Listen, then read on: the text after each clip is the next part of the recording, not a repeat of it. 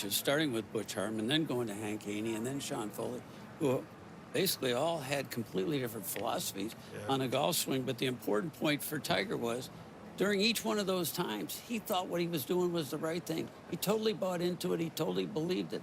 That just shows me what an amazing athlete he is. Of all, that's a great point, Mark. Of all the records that Tiger Woods holds, which are many, that one probably will never be broken. Being number one 4 times with 4 different golf swings, so and with 3 different teachers for sure. So that is pretty remarkable. Whereas you think about all the other all-time greats, and you know, Nicklaus had Grout and Flick later in his career.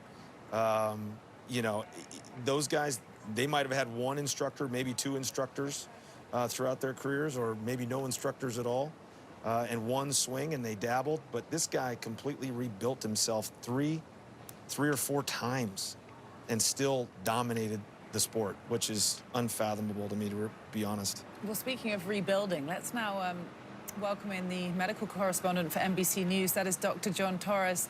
Dr. John, thank you, first of all, for taking a moment to join us this afternoon. I'm fascinated by your medical opinion. Let's start, first of all, with the injury that he did sustain in that single car accident last February. What can you tell us specifically, do you think, about what he suffered in the right leg?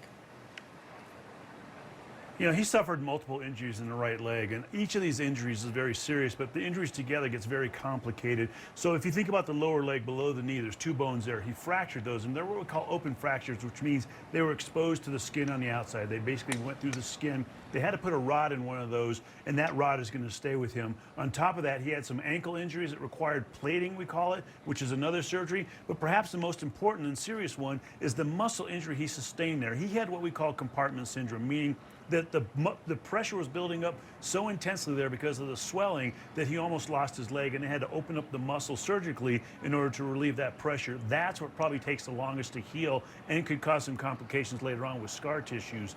And so again, the fact that he had all these fractures, injuries, compartment syndrome, each one of those is serious, but altogether it makes a very complicated picture.